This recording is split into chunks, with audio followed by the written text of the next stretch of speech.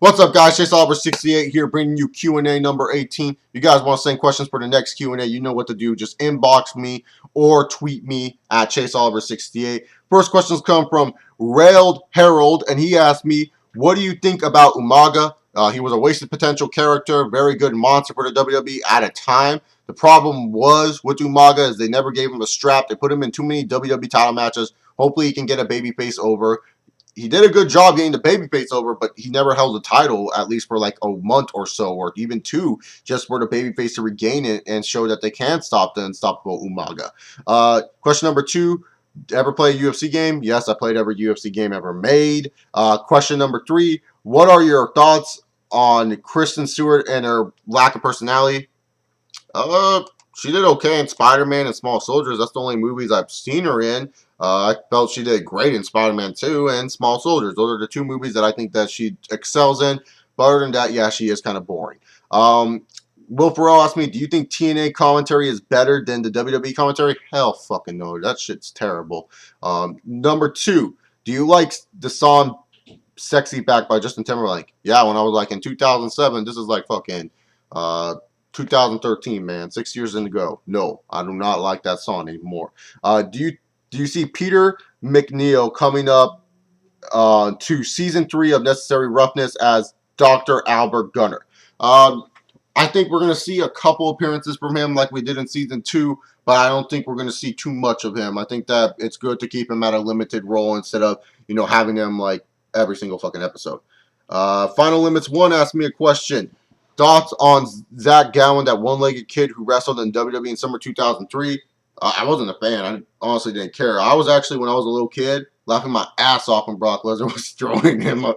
Or was it Big Show? I can't remember. Memory's kind of foggy, but I just remembered, like, Stephanie's like, no, don't do it. And Brock Lesnar just throwing him around. It was hilarious.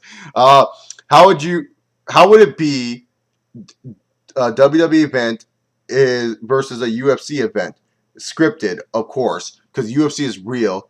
But how over would an angle of WWE UFC be with the crowd? Kind of like another invasion angle where UFC invades WWE. Let me tell you, Final Limits 1, good creativity, terrible comparisons. WWE is supposed to be a world where you can escape the real world. It's supposed to be that. It's supposed to be with characters that are larger than life. A lot of people don't understand that. A lot of people don't understand that term.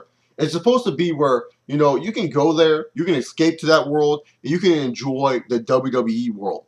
Or the WWF world back in the time. You don't have to deal with your real world. Your real world problems can shut off for 2 hours, or when the pay-per-views come, 3 hours. You sit back, or nowadays, 3 hours for fucking Raw. Like, you sit back, you just watch it, and you enjoy what the WWE is showing on your TV. UFC is a real-life sport. Scripted or not, you cannot make this shit work. I feel the crowd will overhype it to high noon. High fucking noon. Everyone will be excited day one like the Nexus, but soon once they see Anderson Silva, John Jones, and like Lyoto Machida, Dan Henderson, I can name a bunch of fighters, lose actual matches to these WWE people, shit's going to hit the fan. It's going to be terrible. Creative idea.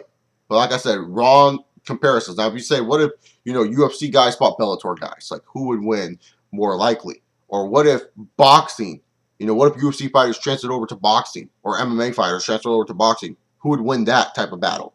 Because we've never seen an MMA fighter really transfer over to boxing. I know a lot of people are going to be like, Anderson Silva's a boxer. Yeah, but he's fought fucking nobody. He has fought fucking nobody in the boxing universe. Guaranteed. Mixed martial arts and boxing, for all you people who are not educated, boxing is a lot more technique than most people think. Trust me, I used to train a little bit in boxing. But it's a creative idea, Final Limits, but just too unrealistic. I know you say scripted, of course, but the thing is, you forget that this crowd, even if it is scripted, of course, this crowd is going to say, oh my God, this is awesome. The UFC is going to show WWE what's up, what's a real live action like. And then later on you see like Anderson Silva tap out to the STF. Yeah, you're going to be upset with that one. What are your favorite horror movies and a horror movie you hated? Favorite horror movie: Texas Chainsaw Massacre and The Hills Have Eyes. Hills Have Eyes, kind of just because I thought it was hilarious. Like that's pretty much it. Texas Chainsaw Massacre, just because it didn't really scare me, but it's just enjoyable to fucking watch. In all honesty, I know a lot of people are going to be freaked out by me saying that, but really, to be honest, it was a good movie. Probably the 2 horror movies I can sit down and just watch easily. I'm not a really big horror movie fan, but the horror movies I hated, Paranormal Activities. Paranormal Activity 1 was a pretty good story. Like, I thought they did a good job with Paranormal Activity 1. I mean, it wasn't scary. It was just a really good story. I mean, the ending was scary as fuck. But then again, I'm not like a true horror fan, but Paranormal Activity 1 was pretty scary. Paranormal Activity 2 was kind of lame, because then later on it was revealed that like none of this shit was true. Because that's what was scary about the first Paranormal Activity. It was like, everyone was like, no, this shit is fucking real. This shit was actually real shit. And then afterwards, I was like, nah. Paranormal Activity 2 just blew it out of the way. Paranormal Activity 3, I'll admit, was scary to a degree. Paranormal Activity 4, man, fuck that shit, man. I didn't even pay my money. And also The Collector. The Collector was just, God, I hated The Collector. But thank you for the questions. Carson440 asked me, why do you like Randy Orton? Well, Carson440, why do you like your favorite superstars? I can ask you that question though. Is it a sin for me to like Randy Orton? See, this is what some of the problems is with the YWC. It's like, you can't like a certain superstar. If you like a certain superstar, we have to get questioned on it. I mean, I don't know why you want to know why I like Randy Orton. It's a Q and A, so I'm going to answer the question, but I don't know why people have to question, other people's favorite wrestlers. Like, so what? They like this guy. You can state your opinions about that guy. If you said you like Gunner, I'm going to say Gunner sucks. There's a lot of reasons why Gunner sucks. But I'm not going to question you why you like him. I'm not going to change your opinion on that. But Randy Orton, why I like him is really, to be honest, Randy Orton's character I can relate to a lot. A lot of people may not believe this, but when I'm with a group of people or I'm with friends, I'm kind of like Randy Orton. Not the real life Randy Orton that you hear on the radio type of deal. Like, I am kind of like Randy Orton in a sense, because Randy Orton, when you see his WWE character, he's kind of, quiet, doesn't really speak much, says a funny line every once in a while, and is just kind of, a little bit talkative. But the thing is, it's just like when I'm with a group of people, I don't really like to talk that much. A lot of people are already saying idiotic things. I don't need to say anything. I just like to sit back, relax, hang out with some buddies, talk, do small little talks, see what's up with them, and that's pretty much it. I'm not like this, like in front of my real friends. I don't scream, shout, holler. I do it for YouTube because I find it entertaining, and I like being in front of a camera, in all honesty. And there we go, like Randy Orton. He has an ego. I have an ego sometimes. A lot of people have egos. That's the whole point of this world. We're supposed to always have egos, god damn it. So I relate to Randy Orton in a lot of ways. That's why I like Randy Orton. Don't see what's wrong with that if I can relate to the guy. I mean, you heard his radio interviews, like how I talked about how I am really quiet sometimes around my friends, especially in big groups. It's not because I'm shy, it's because they're already talking. I said what's up to them. They know what I'm all about. They know what I'm doing. I don't need to tell them every little thing that's going on in my life. I don't need to tell them, hey man, did you know I took a shit at like 4:28 p.m., man?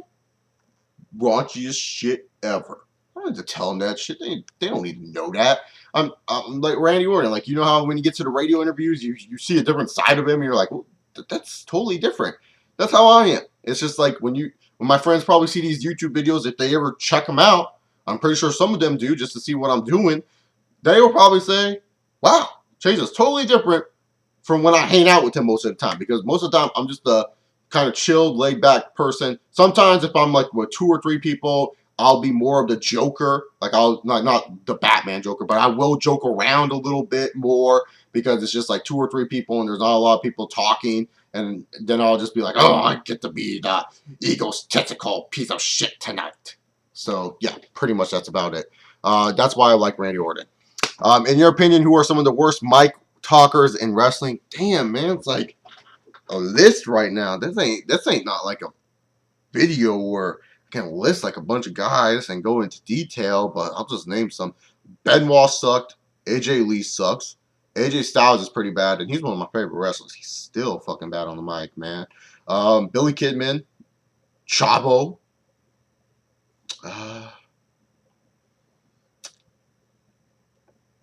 that's pretty much Hernandez is pretty horrendous. He can't even say a word. That was terrible when he was trying to lead LAX 2.0 or whatever the fuck that shit was with Anarchia. Oh god, you're bringing back bad memories, man. But his third question is, what was your elementary school, middle school, and high school years like? Oh man, dude, it's like once again more explaining. Like I'm trying to keep these questions go boom, boom, boom, man. Not trying to like explain my life here, man. Like documentary, man. It's fine that you're asking these questions, but I don't want to take too long on them. The elementary school, I went to 2 different elementary schools. Kindergarten and first grade were pretty fun. Second grade, I met my best friend, and we've been friends ever since. And that was pretty much elementary school. Middle school, pretty easy ride. Met new people, had fun there, did well there. High school, freshman year sucked because I was really ill, and no, I'm not gonna ever go into detail what my illness was my freshman year because it's my personal right to keep it there, and I don't think you guys really need to know it because it's in the past and I don't have it anymore. But freshman year I was really ill. Sophomore year I was feeling a little bit better. Junior year I was feeling a lot better. Senior year I felt great. But I still enjoyed my sophomore, junior, and senior years. Overall, my high school life was pretty solid. Nothing really too extravagant throughout my school life, but I did meet my best friend that I've known since the second grade. I did play football. I did do wrestling. I did join an entrepreneur academy in high school that I truly did enjoy, and I met wonderful people through that. In all honesty, I wouldn't change anything I did. I don't have any regrets what I did in high school. I don't have any regrets what I did in middle school. I don't have any regrets I did in elementary. One thing I do wish I kind of did was get in better shape during those years, but other than that, no regrets because, hey, I live my life like that. David Rivera asked me questions. What would be your top dream matches for WWE and TNA Dream Pay-Per-View? Randy Orton versus AJ Styles, John Cena versus Samoa Joe, CM Punk versus Austin Aries, Daniel Bryan versus Kurt Angle, Rey Mysterio versus Christopher Daniels, Sting versus The Undertaker, and just for shits and fucking giggles, Hulk Hogan versus Stone Cold Steve Austin. Oh, baby! So yeah, those are my top dream matches for WWE versus TNA pay-per-view. How do you feel about WWE NXT? Who do you think should be on the main roster for on SmackDown? In all honesty, dude, WWE NXT is pretty damn good. Ono and Pac should be on the main roster just because they're entertaining superstars. Who do you think will be the next face of the WWE after John Cena? Beats the fucking hell out of me. I don't even know if he's alive yet. That dude could still be in his dad's nutsack. That's for damn sure. And you asked the fourth question. Now, David, I'm going to let this slide the first time. But only 3 questions per Q and A. Hope you get that memo. Just going to let it slide. But he's asking me who do I want to win the Money in the Bank matches. Well, guess what, David? After payback, next week, I'm doing a video about that topic. It's going to be my top 6 guys that I want to win the Money in the Bank. The reason why I'm waiting after payback is because I got to see on the Monday Night Raw who the hell are they going to push to the WWE and the World Heavyweight Championship so I can take those guys off my list. Because for all I know, the guy who I want to win the World Heavyweight Championship Money in the Bank or the WWE Money in the Bank could be in the WWE Championship at Money in the Bank. And the same goes for the World Heavyweight Championship guy. He could be one of the guys I want to win. So I have to wait and see what the WWE is going to do, and then I will make my video. Because I don't want to say, oh, yeah, because this rumor has been floating around. Oh, I want Daniel Bryan to win the WWE Money in the Bank. It would be great. And in a video, and then all of a sudden just be like, oh, Daniel Bryan's getting a WWE title shot at Money in the Bank. I'll sound like an idiot. People are going to see this video and be like, not even realizing that, looking at the date to see when it was made, and people are going to be like, no, you fucking idiot. Daniel Bryan is in the fucking WWE title match against John Cena. Go, Bryan, go. Yes, yes, yes. So I don't want to deal with that right now. Just wait and see. I just got to wait and see what WWE's going to do because they're obviously going to make the match after Payback. Payback is just a terrible filler pay-per-view. So, yeah, let's move on forward. Thank you for the questions, though. WCW 3 count 1 through 3 is, who's your favorite and least favorite character in GTA 4? Nico was my favorite. Least favorite was Roman. You should just kill him, people. He will keep calling you, asking you to hang out. What new things will be added in GTA 5? Any details? Only thing that I heard is that every building is unlocked and you can explore it. Do you have six-pack abs? When I was 5 years old. Now I'm chunky. All right. Thank you for the questions. Real Spider-Man Noir fan asked me, what did you think about Bobby Lashley? And do you think that he looked like Anderson Silva on steroids? No, I don't think he looked like Anderson Silva on steroids. And I was a fan of Bobby Lashley. I loved his in-ring work. I wish he won the WWE Championship. So mad about that pay-per-view. Great American Bash 2007. Like, fuck that shit. Super F you. Fuck you. You get what I'm saying. Fuck you, John Cena. Like, seriously. Super F you. That's what it was called at the time, if people forget. Like, the attitude adjustment was called the FU. They changed it in, like, 2000. I think they changed it when he faced Jericho in 2009. What would you have changed to make Mania this year a less mediocre show than it was? Add more big-time matches, not have a lot of rematches like they did at this year's Mania. It's probably one thing that I would have done. Will WWE turn to Shield face since the Wyatt family is coming to the company soon? Sorry, I misread that. No, I think they're going to still stay heels. I mean, they might as well just turn them faces just in case, but I don't think Wyatt family is going to impact too much of, what the Shield is doing. The Shield's kind of really in the mid-card. I feel the Wyatt family is going to get a huge push to the main event. And John Cunt, as the final 3 questions for this pay-per-view, what did you think of that emo cunt Paris Jackson trying to commit suicide but failing? I didn't hear about that, but damn, that's sad, man. Like, not that he was trying. It's sad that he was trying to commit suicide. Like, that's sad, man. You should be supporting him more instead of calling him an emo cunt, man. You should be like, hey, man, there's better things in life. There's always great opportunities. Someone once told me the grass was greener on the other side. Try to encourage him, man. Don't tear him down like this. Like, even if you don't know him, even if he's a celebrity, send him a tweet or something. Just be like, hey, man, you can do this, dude. You're stronger than this shit. So, yeah. Will Amanda Bynes be dead in 5 years? Oh, man. Crazy ladies don't die. People don't understand this. Crazy people don't fucking die. They stay alive. They make sure they stay alive and then keep on posting on the Twitter. They end up, like, getting fatter. They start eating cookie dough every night, watching reality TV shows, keeping up with Kardashians and all that other shit. But they stay alive, so no. How will Cena haters react if he were to die? I think at first Cena haters will do, like, overreactions, stupid overreactions that people will just, like, agree with for no reason. They will say, like, yes, that cunt's finally dead. Fuck him. Fuck you, Cena, you're finally dead. Thank the fucking Lord, WWE is saved, and all this other bullshit reactions. And it's just like, I kind of find it fucked up because if Cena did die, that would be the reactions. But it's like, Chris Benoit, we find out he was murdered his family and, like, committed suicide. And, like, someone will make a joke about that, and people will be like, man, that's fucking disrespectful. But people will celebrate for a Cena death. I find that highly fucked up, just saying.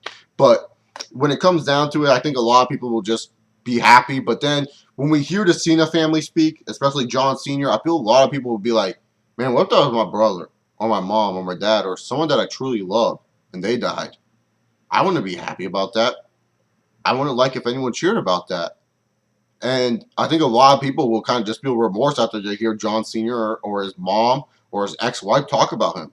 And I feel a lot of people will just be like, wow, damn, I shouldn't have been saying those type of things. Because that's what I truly think. I truly think a lot of people would say, hey, I hate John Cena, but I like, to the point you wouldn't say, like, great, he's dead. You would kind of feel bad after you hear what his family has to say. I mean, I'm pretty sure most people would do that. I mean, I don't wish death upon anyone. I hope none of y'all wish death upon anyone. I know a lot of people do get upset with Cena, and they always say stuff like, he should die, or I hope he dies. But I feel that's more people just overreacting to something that the WWE booked stupidly.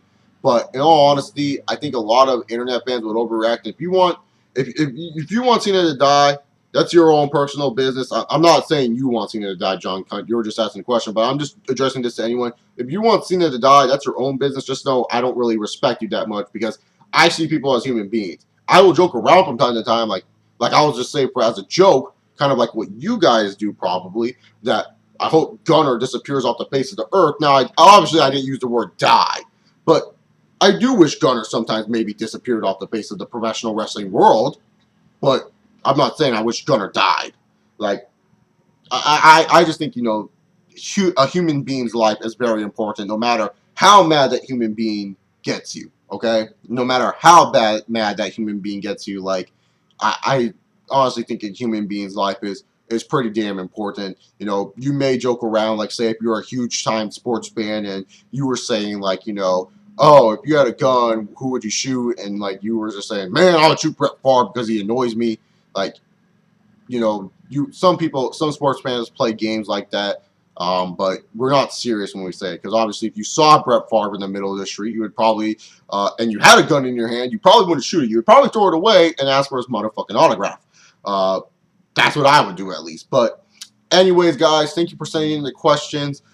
You can leave your comments down below, your thoughts about any of the questions, or just in general what you thought about this video. You can subscribe by clicking the little icon right here or down below. Like this video. Pretty much that's all I gotta say. Keep sending in those questions, and I'll see you guys soon. This is ChaseOliver68. Can't wait for fucking payback. Peace!